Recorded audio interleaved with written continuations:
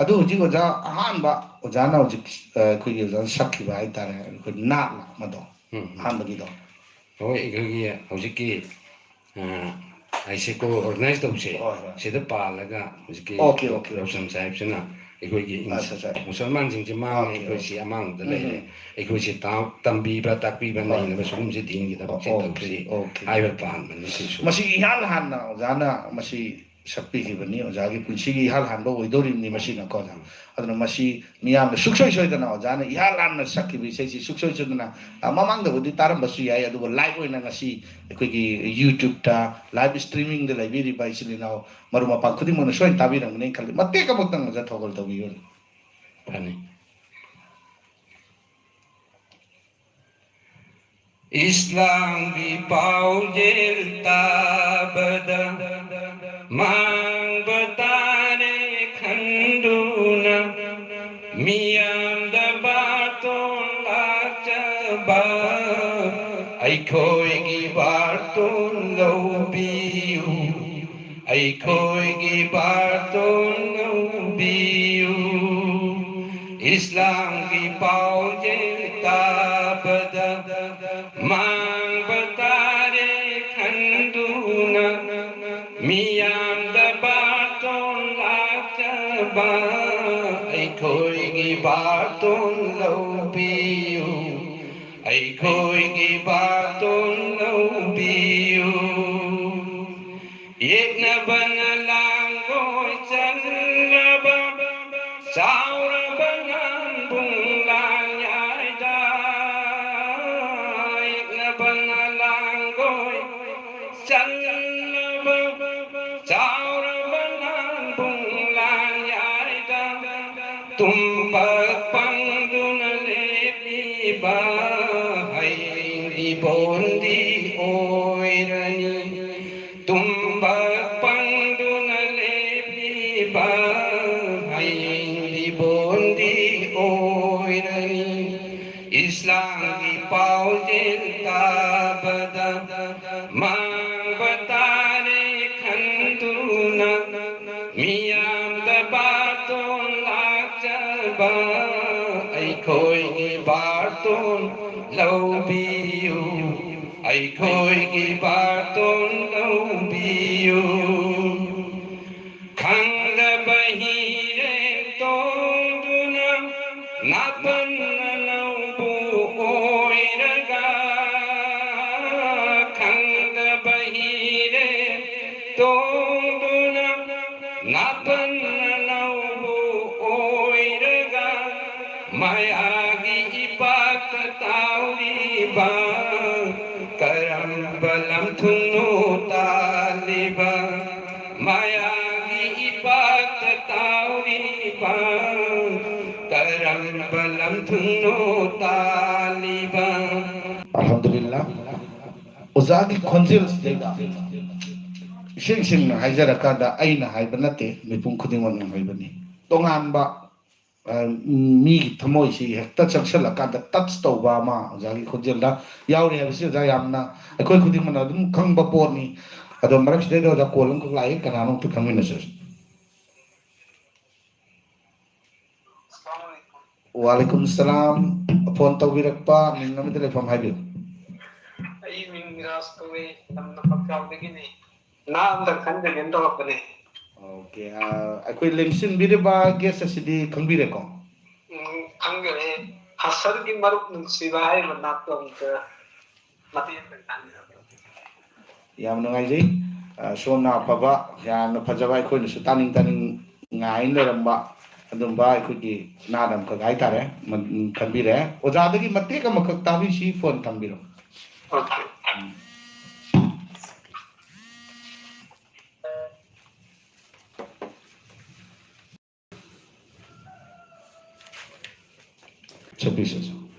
Hasargi marup nungsiba amamba taibangi mairao kaungam laroi nangi wari ning sing kabli ai khoi hasargi maru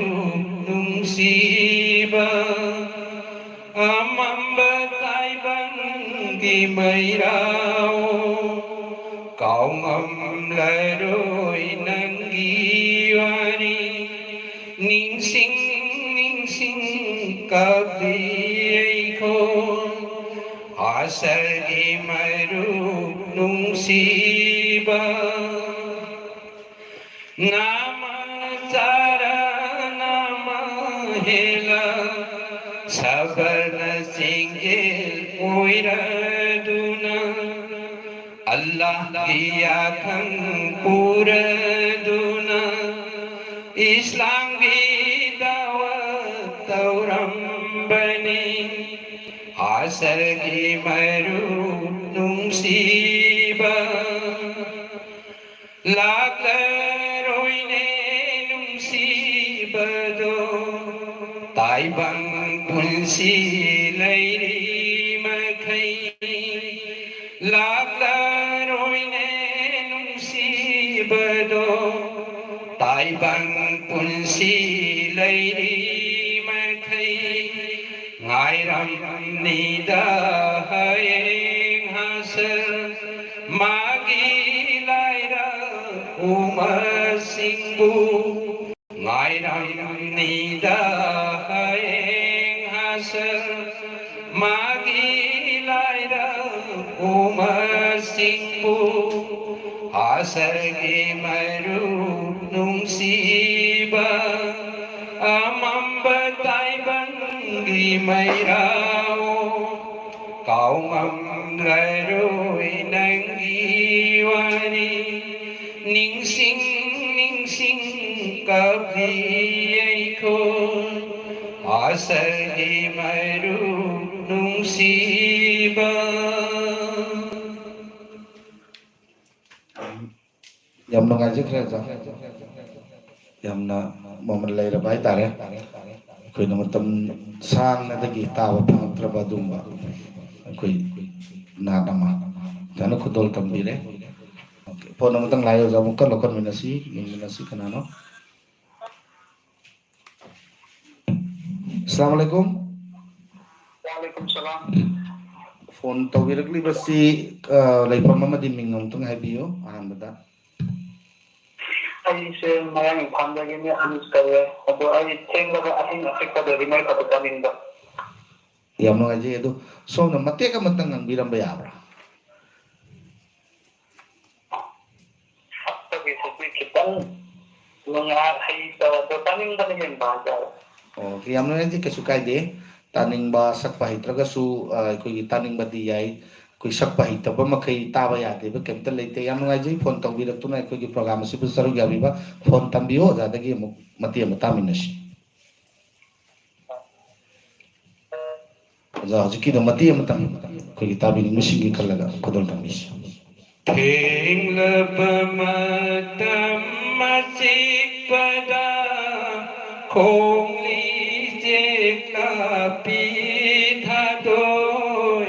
aki akhang lei tena kauri mapu alanggi aki akhang lei tena kauri mapu alanggi theng lapamatam masik pada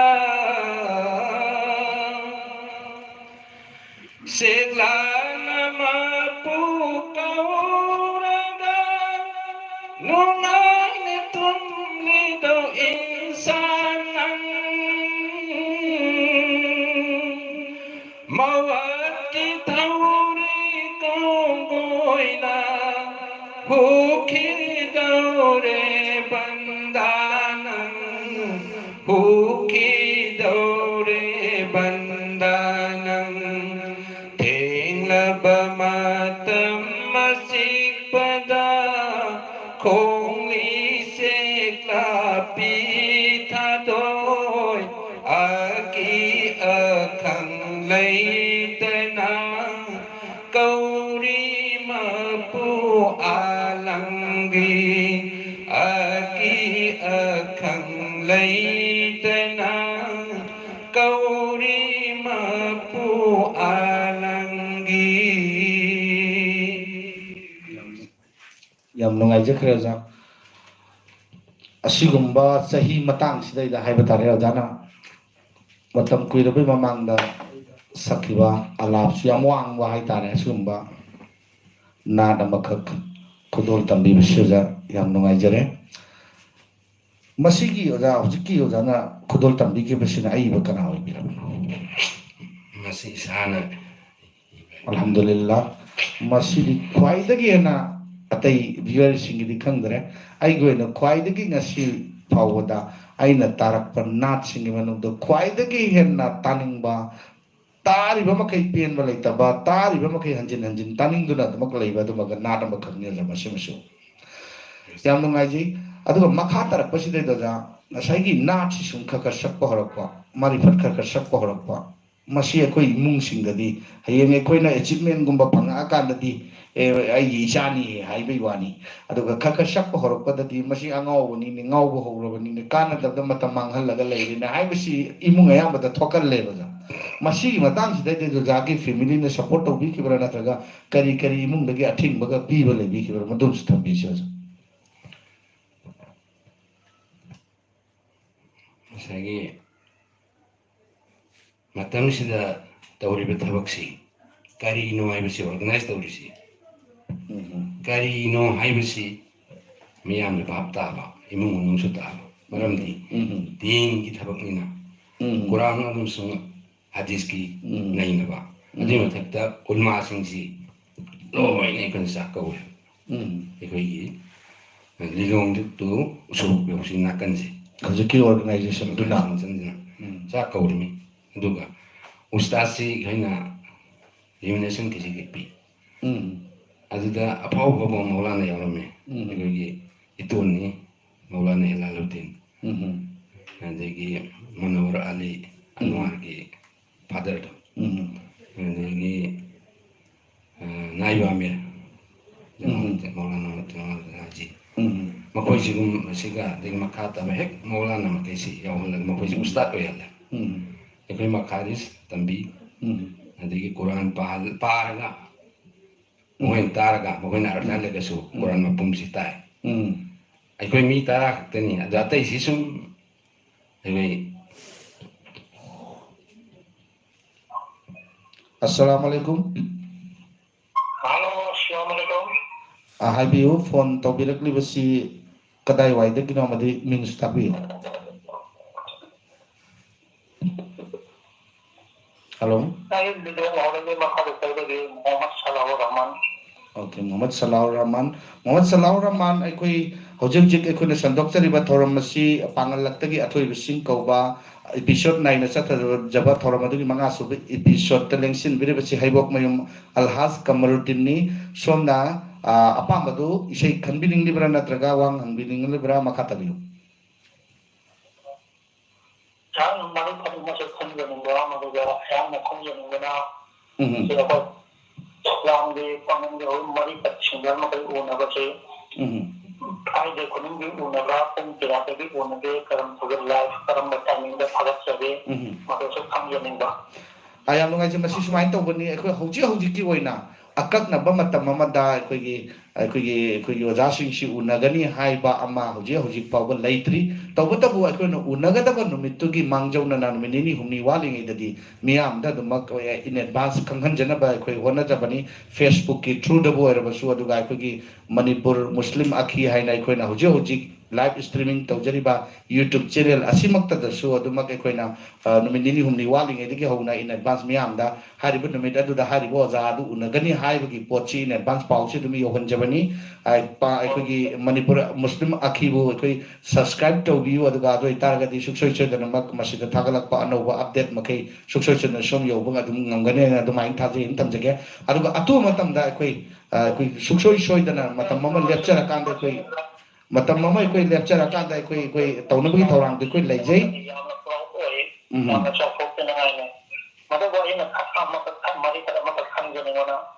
tabi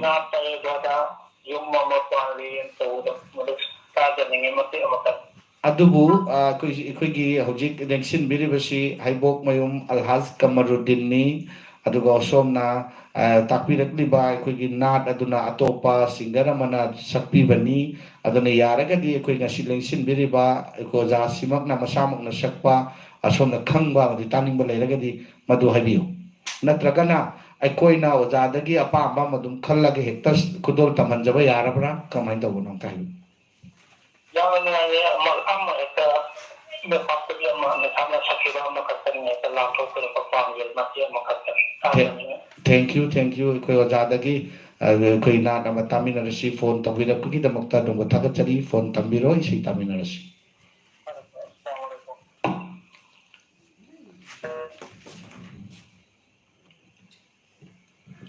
Aigi pungning apangba karino nang nakaliba aigi thawai nungsiba karino nang napaliba aigi pungning apangba karino nang nakaliba aigi thawai nungsiba karino nang napaliba aigi pungning apangba taibang kaithe karingai makhal mathe khalingai nang napamba phangdringai kaithel thambana haniko taibang kaithe karingai makhal mathe khalingai nana pamba phangdringai kaithel thambana haniko aigi pungning apangba karino nang khaliba aigi thawai nungsiba karino nang pamliba aigi pungning apangba masu yamba taibangni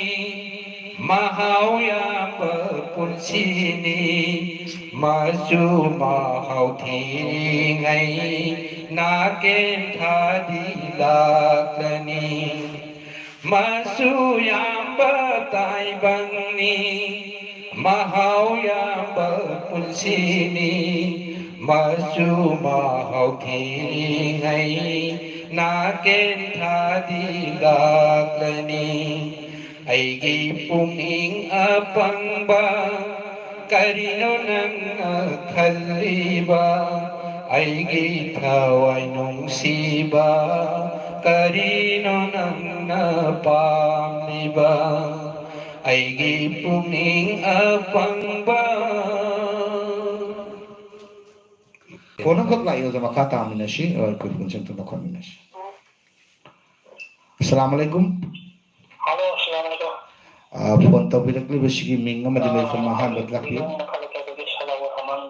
Salau Rahman. Mari pada makan jere. Sama ke mari pada makan. Ada ninge ya kan jere ke. Tapi mana tu hajira lebih tahu jawab. Mana sama sapi ke ba. इंसान का नाम लेकर असमान नरकता न करवा मरी फटो मतलब ताजा नहीं हुआ Okay, yang nungai adu som na phone tau birak di bersom na mati ka magkatang hawdo ko na sakpa kudol tambi ba yaro dra miyam na susay taning ang gani इंशाल्लाह okay mati am tang han boy na tambi wa na makata